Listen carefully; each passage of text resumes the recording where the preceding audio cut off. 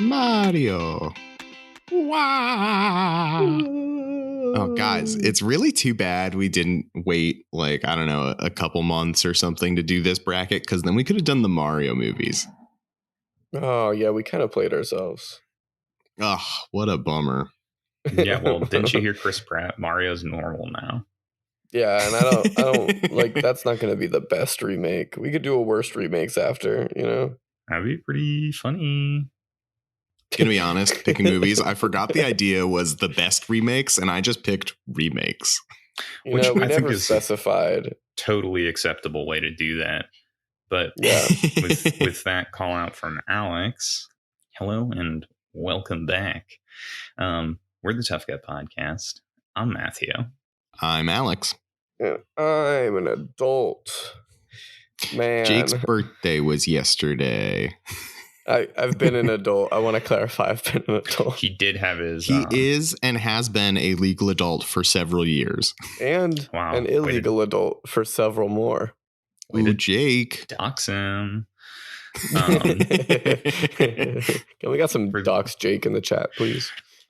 For those of you that clicked on this without reading what it is, this is episode 51, part 2 of our remakes bracket. As Alex was so elegantly talking about, we picked remakes and they go head to head. Was it elegant? Was the way I talked about it elegant? Okay, you know, jury's out. Yeah, jury's still out on that. We picked remakes. We put them head to head against the original versus the remake, and then they go against each other. It's a bracket, baby. There's a bracket, baby? Well, no babies. We should make a mascot called the Bracket Baby. The Bracket Baby? We can put it on all the t-shirts we're making. And it's a legally distinct version of Boss Baby. Well, it's like the... Oh, Jesus. I was thinking of like the King Cake Baby. You know what I mean?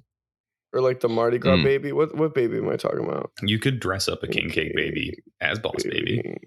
Mascot. No, it's way more cursed.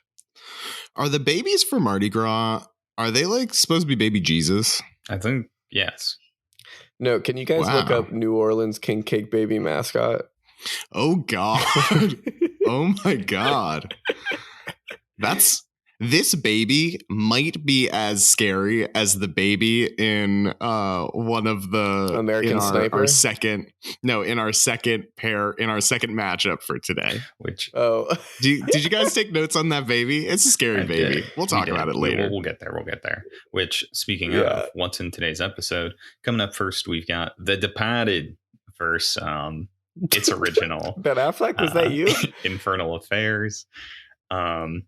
Which should be a lot of fun. And then the second half of the episode, we've got secret matchup, secret, that we didn't just pick a few days before recording this. It's secret. No. Definitely didn't just pick one day before recording this. Less than 24 hours before recording this episode. Guys, I'm watching the movie right now as we record this. Yeah, I can actually hear it in the background. That's going to be distracting. So I guess hopping into the first matchup here, I pitched Infernal Affairs and The Departed. Oh, spoiler warning. Oh, thank you, Jay. Yeah, guys, spoiler warning and a little content warning.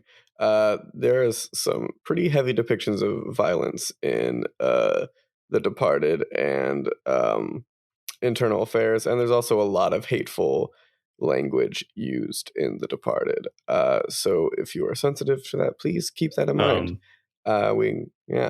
Infernal Affairs. Internal Affairs is a Richard Gere movie where he sleeps with cops' wives. Oh, did I watch the wrong movie again? Jake, did you actually watch the wrong movie? I'm kidding. I could see how someone uninitiated about the plot of either movie could think that they're the same movie, man. They probably are the same movie. So we've got Infernal Affairs, which was released in 2004, directed by Andrew Lau and Alan Mack. The original Infernal Affairs was 2002. Thank you. Sorry. I think the sequel was 2004. I grabbed it wrong. Sorry, because I looked it up and I almost watched the sequel. That's my bad. Infernal Affairs released in 2000. Okay, I'm trying to read that. Infernal Affairs released in 2002, directed by Andrew Lau and Alan Mack. Chan Wing Yan, a young police officer, has been sent undercover as a mole in the local triad, the Chinese mafia. Lao Kin Ming, a young triad member, infiltrates the police forces, and years later, it becomes a cat and mouse game of who can reveal the other, find out who they are first, as the police inspector and triad leader are sort of facing off head to head. So this was the movie that inspired the Departed, which I will introduce in a minute. I forgot to ask you guys what you thought of this.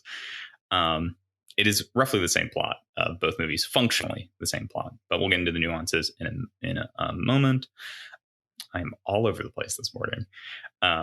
Infernal Affairs is just like a true to heart Chinese cop drama. It is a lot of fun to watch, but what did the Tough Cut boys think of it? What do you think of this one, Alex? It's interesting, and it's hard for me to talk about this one without comparing it to The Departed, but I'll try to for now. Which one did you watch first? I watched The Departed first. Okay. But I think I should have watched, I don't know which one, looking back on it, I wish I had watched first. These movies, I'm going to try to not talk about them in comparison to start. I think Infernal Affairs was very good. Love the narrative. I think the characters are all very strong. I think the moments that are different from The Departed, I think are well done. And it's interesting the ones that The Departed chooses to change. That's what I'll say for now. Okay. Jake, what about you? His was way more nuanced than anything I had to say. You know what I was going to say? I was going to say before, because I also thought it was 2004. And I was just going to be wildly impressed that they remade pound for pound, well, you know, a movie in 2 years. And Scorsese, and that was just like, that's chill. And I was just thinking, what if in Hollywood they did that more? Like, people just really liked one movie and then immediately right after made the same movie, you know, but like different style or whatever. What would that be like? Yeah, well, I think some of that has to do with because a lot of people do not know, even though they say it in the credits, that The Departed is a remake. I think that's like a... Yeah, because Scorsese's a hack. I'm not sure what that has to do with it. It's more about cultural contexts, I think. That this falls in line with a lot of Scorsese's filmography. So, you know, and it was a big cultural touchstone in the early 2000s, at least from like a awards perspective. Yeah, for sure. So, you know, I think that has something to do with it, that people just, the American public was not aware of Infernal Affairs and that it existed. Yeah, I mean, Scorsese has more clout, you know? Yeah. It's kind of hard to, like, it's going to be overshadowed, which kind of makes me feel icky in a way. Like, obviously he asked permission, I would hope, and like obviously he gave it in the credits, like the thing, but like I don't know, it way overshadowed this movie, and I don't really hear him talk a lot about Infernal Affairs. I mean, I didn't go and listen to like interviews with him from the time. It's very, very possible that, you know, he lauded the original story. Right. I don't know, so I don't want to presuppose. Yeah, that's fair. Yeah.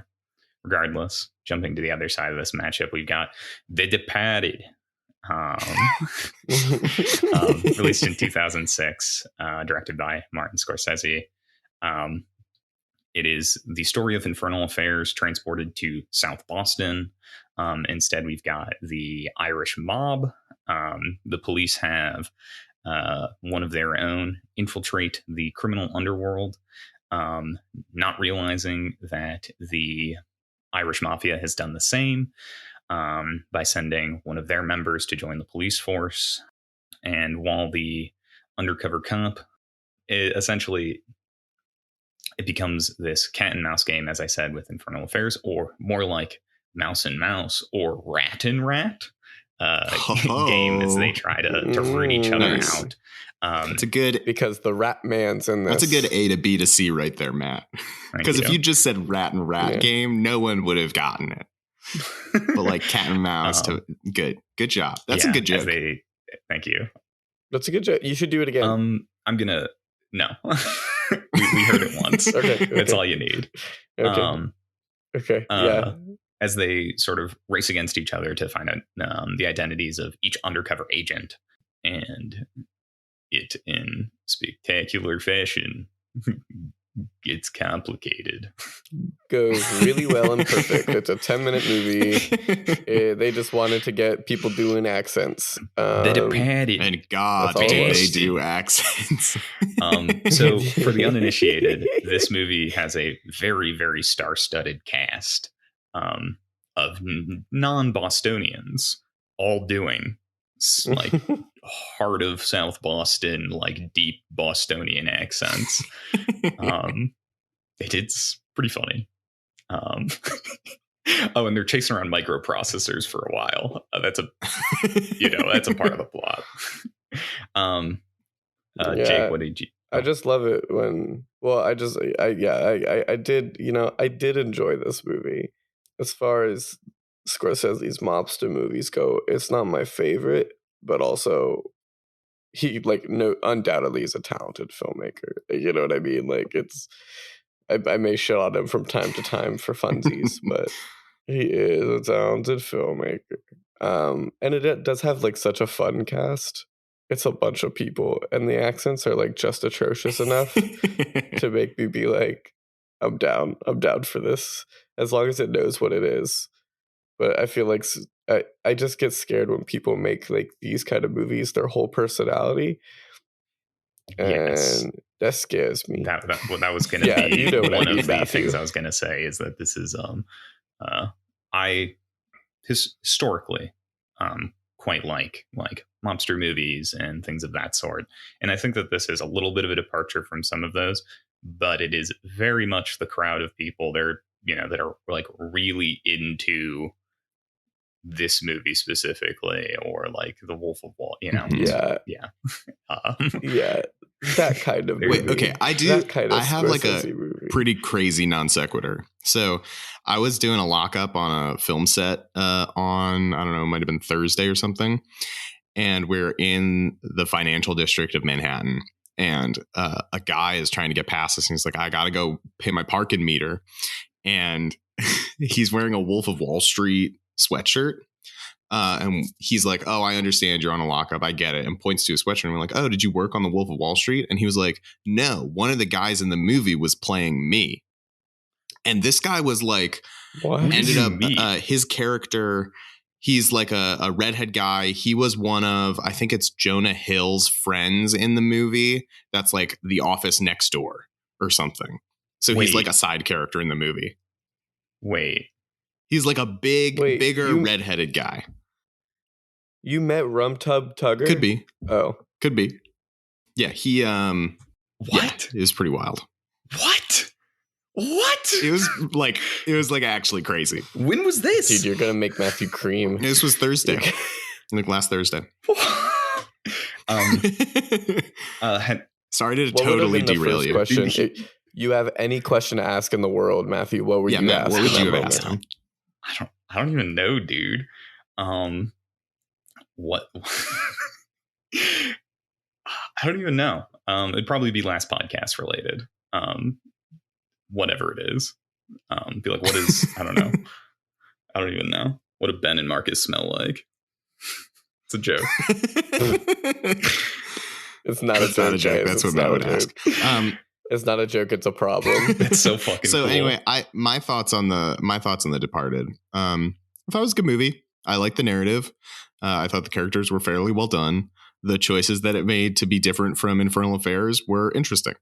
Nice, Jake. Oh wait, Jake, did you give your thoughts? Yeah. Sorry, my brain is melting today. Sorry that I didn't help by distracting you with thoughts of Henry Zabrowski. Major financial interest. Yeah. Well, no, he's just a dude who was one time in a movie with Leonardo DiCaprio, and he's a talented actor in his own right. No, I didn't meet the actor. I met the guy. The guy that Yeah, the the character real was based life off of. human. Okay, less interesting. Damn. But still cool. Apologies to that. Well, no, was that guy an asshole? That guy was probably an asshole in real life. I mean, he was very nice to me. You know, he's defrauding people, which is not always the case on the streets of Manhattan. Yeah. Okay. I was confused. I thought you said, okay. You did not meet Henry Zabrowski. You should have asked him for money. Anyway. Yeah, I bet this guy is obscenely wealthy. So I want to get into. So what I think is interesting about these movies is the stuff that Martin Scorsese added, because he didn't necessarily leave out that much that was in the original. He just added stuff in my mind. And then he shifted. So the one thing he shifted was that the undercover cop was dating someone else in Infernal Affairs, and in The Departed, the undercover cop is banging Matt Damon's girlfriend / fiance, which is a fun, another duality thing. They're heavily even more implied up to be the against one each that other. impregnated her. But because Matt Damon's character is impotent. Oh, really? Is that a thing? I didn't know that. Well, when he's like the day after, she's like, a lot of guys go through this, whatever. Like, it's heavily implied that he's impotent. Which is why that's a whole other layer to that conflict. Yeah, interesting. That has there's a running theme of fatherhood in The Departed, and for some reason fatherhood falls along moral lines because Matt Damon's character and sorry to completely interrupt your thought. No, you're good. Jack Nicholson. Jack Nicholson's character neither have biological children, whereas implied Leonardo DiCaprio's character and then Martin Sheen's character have children or will have children. It's why they Martin Sheen brings up the completely what seems unrelated fact that he has a son a couple of times because they're drawing this through line of fatherhood. It plays a pretty big thematic role where there's only surrogate fatherhood on the other side of the field. Yeah. I mean, Mops to Movies, it's all about fathers. It's all about daddy issues and mommy issues. Yeah. Family. I'm surprised Vin Diesel isn't in this. I'm not. I don't know if you would improve it. I unironically disagree. Well, we do get that sweet Marky Mark. That's true. Who, I don't know if it's a great performance, but man, is it a funny one. He comes out hot. It's a performance. He comes out hot in this movie. Maybe not. Maybe go fuck yourself. He definitely did cocaine on this set. Oh, for sure. Question about it. Yeah, he's pretty funny. So the big thing I kind of want to bring up with these two movies, obviously, as you guys both saw, The Departed has an extra 50 minutes of runtime. Oh, yeah, sure does. Yeah. To sort of build upon or add things in addition to the story that Infernal Affairs has. However, I don't know if all of that is used super effectively for the movie's themes and purpose. One of the big things that I think works really well is in The Departed, they give a lot more development to the romantic interest in Madeline, played by Vera Farmiga. Thank you, Jake. Whereas in Infernal Affairs, the psychiatrist and the author girlfriend / fiance is much less developed because they get a lot less screen time. However, with that extra 50 minutes, The Departed also spends a lot of time creating a lot of different threads for theming. And I don't know if all of that is to its benefit. It gets a little bit tangled. I mentioned a little bit about the sort of string of fatherhood plays a big role in this film. But I don't fully understand why fatherhood seems to fall along moral lines, at least explicit biological fatherhood, because bad people can still have children. So I don't fully understand what they're trying to get at there. I learned a lot today. By comparison, Infernal Affairs is a much more streamlined version of this story. Very, very acutely focused on sort of these ideas of identity and good and evil. Whereas I think The Departed tries to take a little bit more of a gray stance on who is bad and who is good. They set that up super early on with Nicholson's quote of, "We can become cops or criminals when you're facing a loaded gun. What's the difference?" It's like, at the end of the day, we're all going to die. So what does it matter Aren't how cops you live? criminals? I mean, they joke a ton about flagrant police abuse in The Departed. Everybody's bad except for the Tough Cut Boys. Thank you. We're good boys. As a good follower boys on Twitter told us, we are the only men that should be allowed to have a podcast. That is very wow. true. Did someone actually say that to us on Twitter? That's incredible. Love that. Wow. So I don't know what you guys think as far as what The Departed adds and what it uses that extra 50 minutes of runtime on. Like where do you land? It seems like you get in The Departed, you get a lot more about the like internal struggle from the undercover cop and the undercover gang member. You get it some from Jan, the undercover cop in Infernal Affairs, because you see like, oh, he wants to get out. Like, he was told 3 years. It's been 10 years. He wants to be done. It's not like safe for him. But you get so much more of it in The Departed, which I think is a good addition. I think it adds a lot to the characters, and their struggle is a lot more mirrored. As you see them going through it, that adds a huge layer to their characters and development through the film.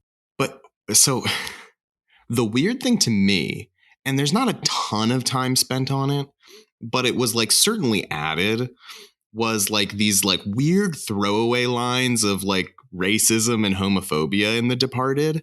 That like, it feels so weird to me. I get that like he's trying to establish tone, and maybe like he's like, well, this is Boston. It's racist and homophobic. That's what it's like being a Boston cop. It's Boston is markedly different than a lot of the rest of the city because it's much, much lower income and is primarily not like explicitly minority populations, but like it's like a large Irish diaspora.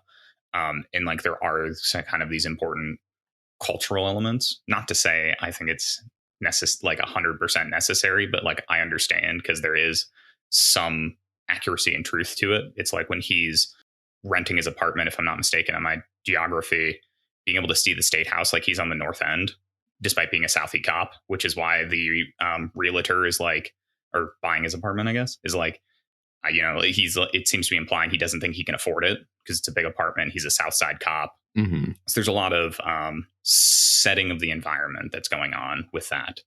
Again, I get it. I don't think it's necessary. There are other ways to establish like tone and environment. Yeah. Scorsese's definitely said some slurs in his day.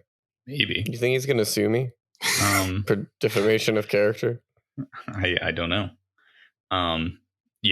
Jake, do you want to be famous for being the guy that Scorsese sues? Kinda. I don't know. I've thought about it. I've thought about it. No, so it's interesting, and I'm very curious what you guys think. Why do we see like with like mobster movies, gangster movies, all this stuff?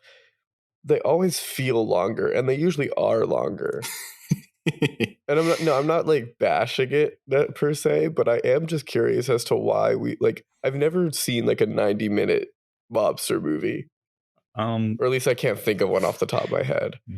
Shorter like gangster movies definitely do exist. It's just the ones that tend to be remembered are the ones by filmmakers like Scorsese, who strongly prefers to make very long movies. I want to like challenge him. I want to challenge him to make a 90-minute movie and see if it's good. Didn't he call his quarantine vlogs a short film? Oh, shut up. Did he really? God. Yeah. But they're very validating. It's like, hey, it's okay to not do anything. You can just exist. No, yes, but you could just exist. Meanwhile, I'm going to make a short film. Yeah. Yeah. Which I think that the length of The Departed kind of was what spurred this on, is something I grapple with a little bit. Because I totally get where you're coming from. That, especially watching it with the original inspiration, it's piecing out does it actually worthwhile use all of those 50 extra minutes?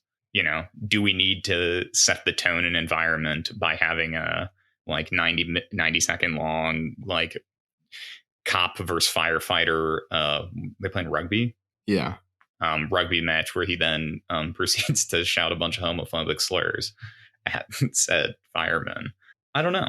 I do think it builds the character. Like, they spend a lot more time digging into a variety of different characters in build up to essentially the ending, which these two movies handle their endings differently. They do.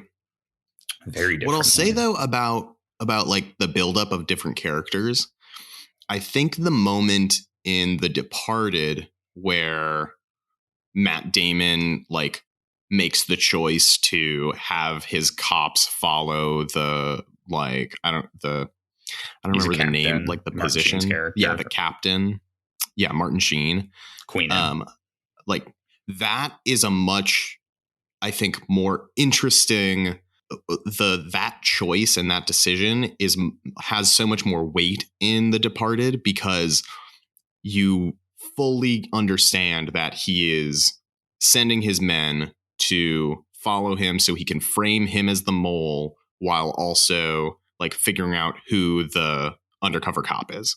Mm-hmm. Like in The Departed, I feel like that section of the film has so much more weight than it does in Infernal Affairs. But then at the same time, because The Departed is such a fucking long movie, the movie goes on for like 40 minutes after that. And to me, that felt like the climax. Like you have so many climaxes in The Departed because it's so long and they like take so much time to build up all these moments. And it just feels so, I don't know, off to me in a weird way. I don't know. It's hard because I like that moment so much more in The Departed, but because it feels like such a good climactic moment, the rest of the movie felt like, why is this still going on?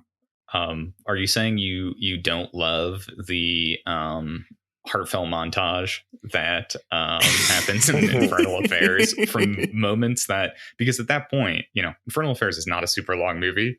A lot of it's like 100 minutes long. A lot of these things that happened in the past half an hour. It's just like, wow, when we got together on that roof, when you talked to me when I was just a cadet, it's like, I felt that. It's so funny and so cheesy. I love how the emotional line that they choose to say after he dies is, your birthday's on the 25th, right? Like, that's the best thing that they could get. Oh, God, it's really bad. But it's also like, sorry, go ahead, Jake. No. It was dumb and it's past its momentum. I don't know if you guys are fans of like Hong Kong and Chinese cop dramas. Yeah, they're great. But this movie is just like such like the pinnacle of that genre. I feel like, one, because it's like actually a good movie, but it still gets some of the cheesiness in like that, like the wear your heart on your sleeve score, where tense moments get tense music, heartfelt moments get heartfelt music. Right. You get the flashback remembering the good times. That is just like so much fun to me. I will say, fellas, we might need to vote. Oh God, is it that time already? Say your last big thing, because I still don't know what I'm voting for, so you convince me. Well, I don't. How am I supposed to convince you when I don't know? Convince both of us. Guys, I don't know. Do none of us know what movie we're voting for? So I guess that's what I want to circle back to as like a final point of discussion. The endings of these movies, as I've mentioned before, they handle them differently. And I think some of it gets at the emotional core and like the biggest, most major themes these films are going after. So, audience, if you didn't watch along with us, the big difference, the sort of secondary climax, I guess in Alex's mind, or maybe tertiary climax, The Departed makes the decision to have Marky Mark get the best revenge kill of all time and shoot Matt Damon in the head. It's pretty metal. It's phenomenal moment, because they spend so much more of that additional 50 minutes making you not like Matt Damon's character, because he's like consistently betrays people. He is like not a great guy.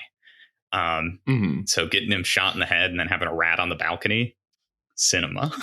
Oh, I love the focus on the like little foot covers of Mark Wahlberg's feet too, because it's so good. He knows it's what he's funny. doing. Whereas Genuinely a great scene. In Infernal Affairs, they have it end with Inspector Lau survives, and he is instead condemned to sort of this internal struggle of like constantly having to look over his shoulder. And is he truly ever out of that world? Is he truly ever going to be able to go straight? Is he truly ever, will his life get better? So it's a much more internal conflict that we're left with. So they handle it differently. His internal affairs. Yeah, Richard Gere shows up at the end. It's crazy because that's the second time Matthews accidentally made a cheeky like with the title, because he did like internal, and then he said the departure is the departed is a departure from blah blah blah, and I just like clocked that. Thank you. Nice. God, it's like Matt's really smart making good jokes. He's really smart. I'm kind of on it, and thank you for complimenting me so much today, Jake. Yeah. What did you think about these endings? I mean, it truly is as simple as it boils down to The Departed has a more iconic kill scene. Wow, is that your vote, Jake? I don't want to vote for Martin Scorsese. I think if I take a page out of Matthew's book and I'm philosophically consistent, if your philosophical consistency is, man, I don't like Martin Scorsese. Well, I do have a favorite Martin Scorsese movie, and it just hasn't shown up yet. I'll get there eventually. You will. And there's another one that I do tend to enjoy, but So my vote's for Infernal Affairs, baby. I don't know what I'm voting for yet. You should just put Matthew in a blender here. No, don't do that. Or Matthew, you should do it to Alex. Just to vote genuinely. I think I'm going to vote also for Infernal Affairs. In terms of remakes, I think Scorsese does a decent job. I think the things he adds for the most part are good. But I think some of the things he adds just don't need to be there and take away from it a lot. Nice. And taking a page back from my book, away from Jake. Please take it away from me. Also voting for Infernal Affairs because as much as I love The Departed, I genuinely love both of these films. And I think The Departed, I think the thing that takes away from it is he spends a little bit too much time for his own good to start pulling away from some of his theming to build other themes that end up kind of half baked, at least in my mind. Whereas Infernal Affairs spends its time much more wisely. It's like, look, we have this tale about identity and good versus evil, and we're going to lay that out for you just really well in a nice 100-minute experience. Which I will say, it's like a fully baked sugar cookie versus like a half cooked cookie with like pretzel and chocolate chip and M&Ms and a bunch of other stuff. Cookie.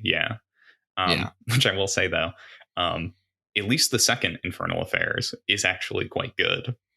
It's a really? It's a prequel, and it's worth a watch if you like the first one. Regardless, Infernal Affairs advances. The Departed has departed the bracket, which brings us to the secret movie, Secret. Our secret movies. And guys, let's just say we're still in a little bit of a Christmassy mood.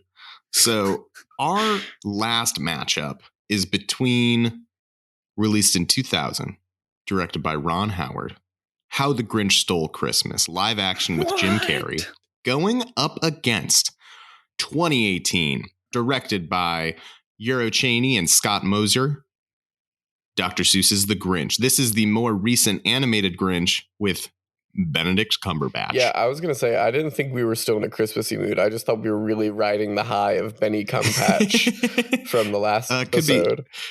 Could be that too. I wanted to talk more about that interesting man. So start us off. How the Grinch Stole Christmas 2000, live action adaptation of the Google is telling me beloved children's tale by Dr. Seuss. Sorry, just word in. Google's telling me that it's beloved. The Green Man is a who that nobody likes, and so he lives up in a mountain. And when a young girl is like, hey, I like this creepy green man, he's like, hey, maybe I can be a good creepy green man.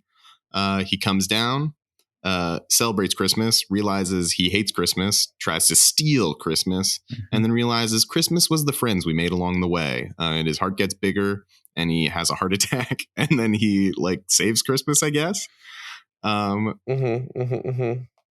What's your relationship to this one? Because so this is an interesting matchup because we are not talking about the original Grinch movie.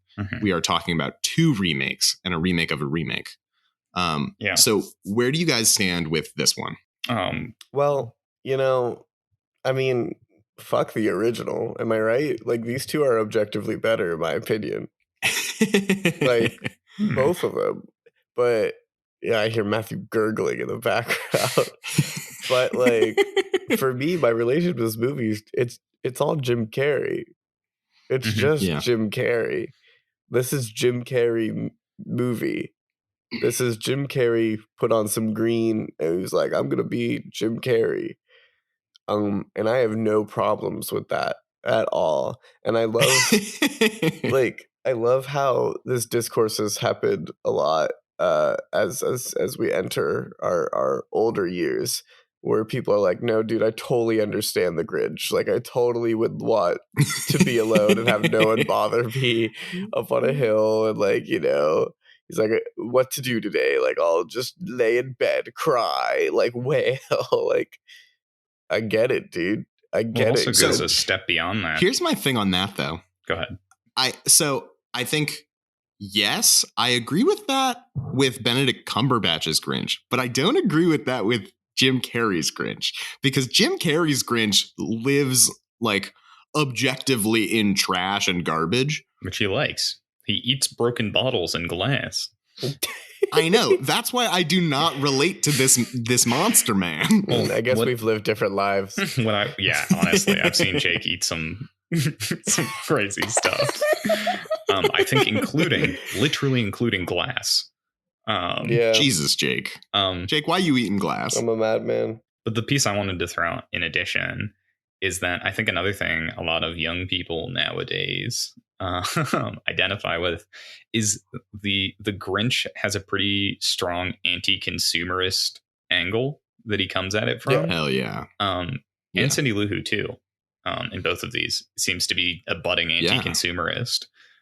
Which like I think people can get behind. Like, Christmas is so commercialized that someone to come shake things up and bring it back to its roots, slap people up a few times. Yeah, I get it. No, 100%. 100%. It's anti-capitalist. Yeah, it is. So this is going up against the 2018 Grinch. This one, very, I guess, kind of similar, pretty similar narrative. Grinch hates Christmas, lives up alone in a mountain with his dog Max, comes down every so often to get food. Cindy Lou Who's like, hey, Grinch. And he's like, go away, little girl. And then he decides he's going to steal Christmas. There's a neighbor played by Kenan Thompson who has a big Christmas party and he steals a sled. There's a yak. There's a lot of stuff. They introduced a yak character named Freddy. He saves Christmas. He destroyed. Narrated by Pharrell Williams this time instead of Anthony Hopkins. Pharrell Williams does a bad job. What did you guys think about this one? I have lots of thoughts. I'll go first with this one. So it's like not a bad film. Love how that's the first indicator. However, love it. However, I don't know if I've ever had the experience. This might be the first time watching a film that I'm just like, I can so clearly tell that this is primarily made for children. And I can like mark out the moments that are in there because kids would laugh at them. And I just think, a little past some of those. So I see you didn't watch Hotel Transylvania 3. No, I did not. Hotel Transylvanias are so good. I don't give a shit, man. The third one is we'll talk about the first piece one of trash. The fourth one, actually, that just came out on Amazon Prime, pretty good. How much do they pay you to say that? There's so many. So anyway, Jake, what'd you think about The Grinch? So top tier cinema. 2018 Grinch. Same year as Suspiria. It's at 2018. least better than The Departed. We could all agree, right? The Departed. You know, interestingly, equally Catholic. Did you guys notice, like in the new Grinch, they like sing Christmas carols where they like talk about Jesus and stuff? So that's something I wanted to bring up, that like there's like objective existence of like which of Catholicism in the Grinch universe. Like now. Like in the other Grinches, they like they're celebrating Christmas, but they don't like sing about Jesus Christ, and they really do in this one. It's like pretty wild. Also, the Jackson 5. Yeah. It makes a brief music of the Jackson 5. I was going to say the actual and I don't Jackson know if I want to grapple with the fact that they presumably exist in this universe. So in comparing these movies, because they get to the rough same plot points, I have lots of thoughts. I can't wait to hear them. I don't know if I want to save this for a little later. I'm just going to come out the gate with this. The Grinches. We've got Carrie Grinch, and we've got Benny Cumberbatch Grinch. Interject, stop me if you guys disagree, but I get these strong vibes from each of these Grinches. 2018 Grinch, I don't know why. I can't put a finger on it, but I think he would buy NFTs. I think he would own NFTs. I feel it in my bones. I think he would have an NFT profile picture. I don't know what it is, but I feel that. Whereas 2000 Grinch, I feel like he's just got some real like monster hog energy. Monster hog? Is that what you just said?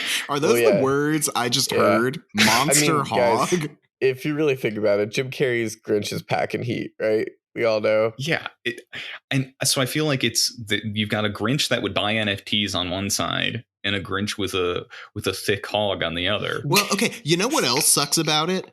In Jim Carrey's Grinch, he's like, they don't shy away from it. Like when he's not wearing clothes, he's naked. He's got a butt crack. He's naked. He looks horrendous.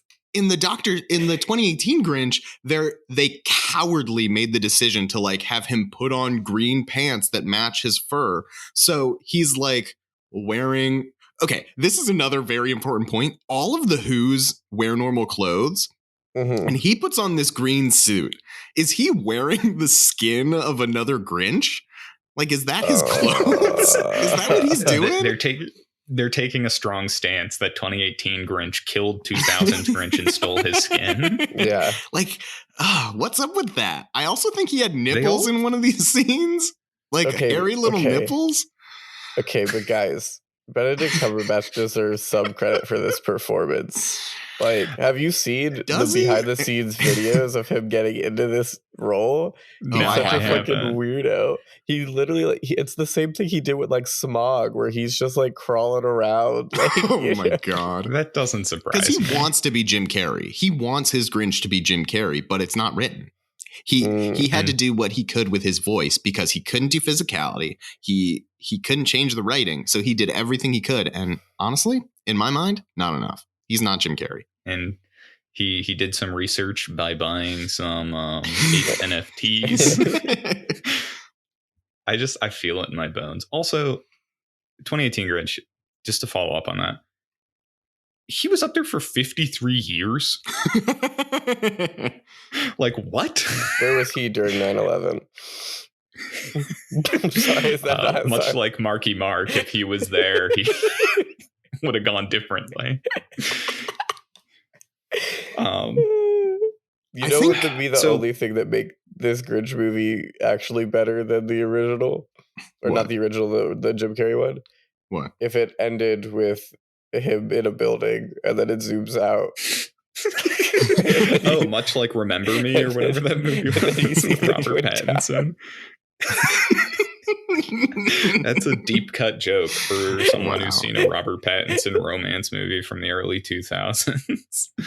So I've got a lot of issues with the 2018 Grinch movie, guys. I'm not gonna lie. Hit us with some. Okay. Does it seem like Cindy Lou Who is gonna ask the Grinch to sleep with her mom? Yeah, but Do you guys get that feeling?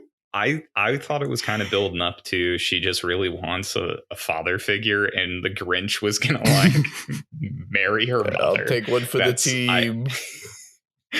I kind of thought that's where it was going to. Right? Like that's what it seems like. And I would pay to see that scene.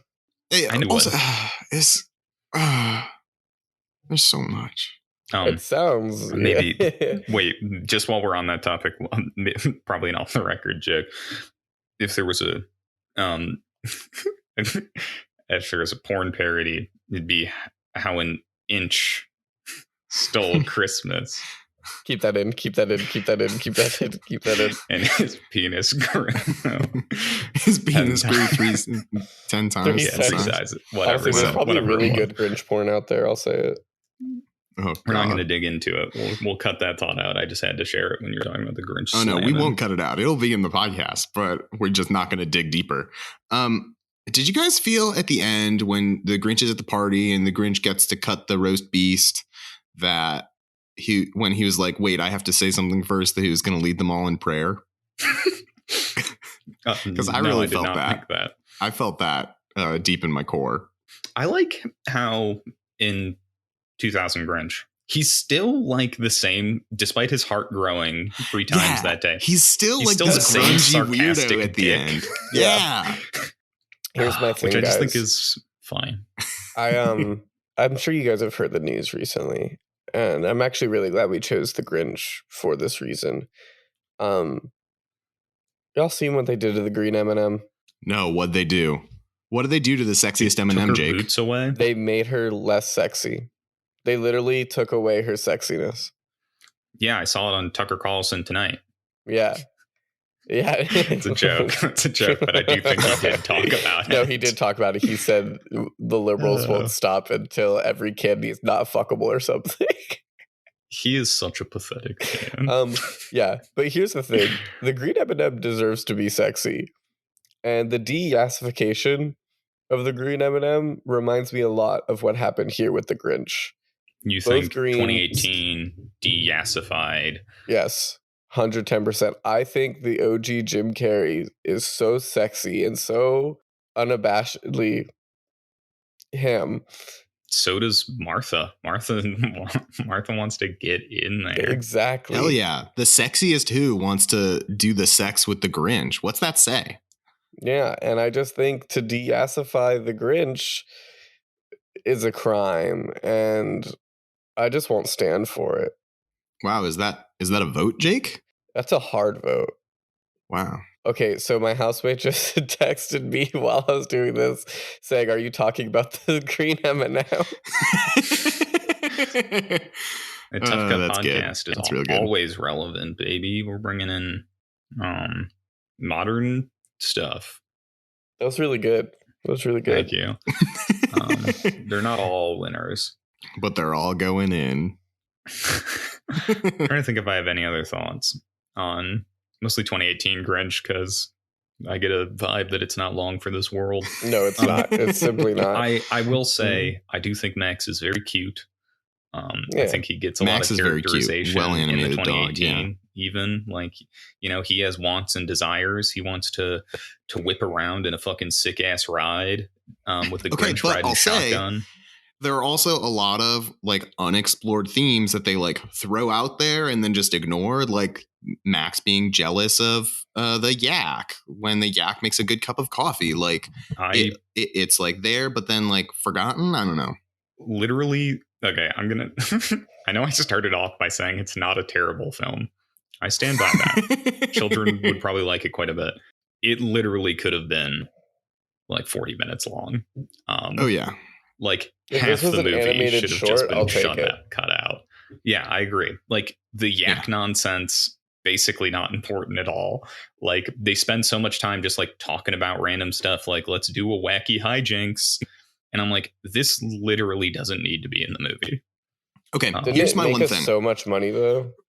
I have two things to say. One, Okay. I think that 2018 Grinch is 100% a product of the studio that made it, Illumination Studio. Mhm. They're the one that do Minions. They do Secret Life of Pets. Mhm. They don't make Right. good movies. They make profitable movies that are very specifically tailored for kids. Yeah. Also said, 100%. viewing these movies as heist movies, I think Mhm. the 2018 Grinch is far superior. You like, and I know that the original Grinch is not, or the live action Grinch is not trying to be a heist movie, but the 2018 one, I think, actually does a pretty good job if you're viewing it specifically from that lens of here's the plan, here's the justification, here's the plan, here's the like what we're doing, here's how it goes wrong. Like they really kind of dig into that, and it does make the movie better. That's a fair point. Yeah, and I also I didn't hate watching this, but I just knew it wasn't for me. You know what I mean? I think that's where I'm coming from too, Jake. Like This is like when what was that other movie The we watched where it Waitress. just clearly wasn't for us? Which one? The Waitress. Waitress. Yeah. Or, yeah, Waitress. You know, I do if you think like Waitress is a you'll like the functionally 2018 Grinch.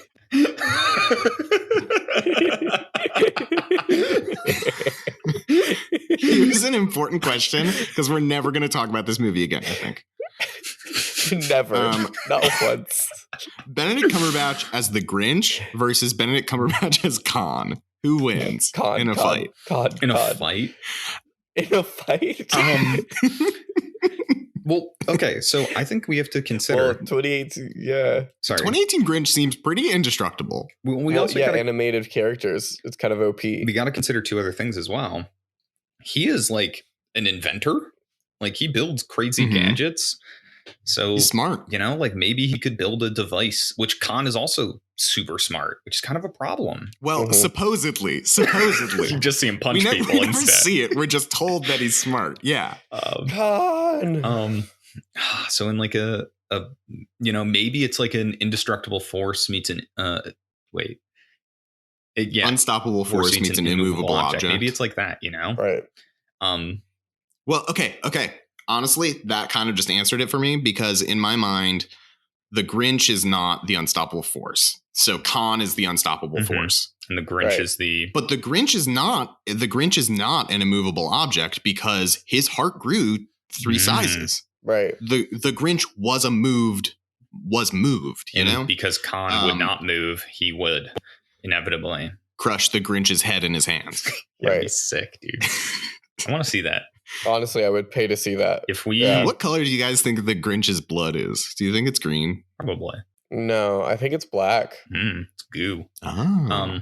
Yeah. If this is the part Which where is- yeah. if we had some dark ichor. like talented animators in the audience to make a sick ass Khan versus Grinch fight. A sick animatic of Khan Yo, versus Grinch. I'd this is voice it. Screw Attack. This is Yes, exactly like Screw Yo. Attack, like a death battle. that's so funny.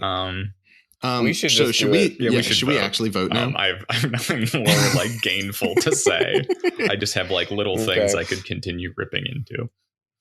Yeah, Right. yeah, I'll yeah. save And that's I'll save my why. good comments for later. Go ahead, Jake. Well, that's why I'm voting for the 2018. Just kidding. There's no way. I have to stand up for the sexy Eminem, so I'm voting for Jim Carrey's The Grinch. I promise that sentence makes sense. I can go next. I have more thoughts, more things that need to be unpacked before I can let it rest. The 2000s Grinch, we haven't even started to unfurl some of my deepest thoughts on it. So I'm voting for that one. And I am as well. That's 3 votes for How the Grinch Stole Christmas, 2000s, Jim Carrey, moving on. Which means we have to bid a fond farewell, To or not so fond farewell the to 2018 Grinch. 2018 Dr. Seuss's The Grinch. So coming at you next episode, we've got Star Trek Into Darkness versus Suspiria 1977 and Infernal Affairs versus How the Grinch Stole Christmas. It should be an interesting one. Should be a lot of fun. You know, we really promised in our episode 0 that we would, you know, put movies against each other that had no right being compared. And this bracket, I think, break is our promises, guys. This bracket is living up to that promise 100% now. Imagining the world where it was The Departed versus Grinch 2018. We should have a losers bracket for sure. That'd be pretty funny. With that, if you enjoyed the show, go follow us on social media at ToughCutPod. We're on all of your favorites.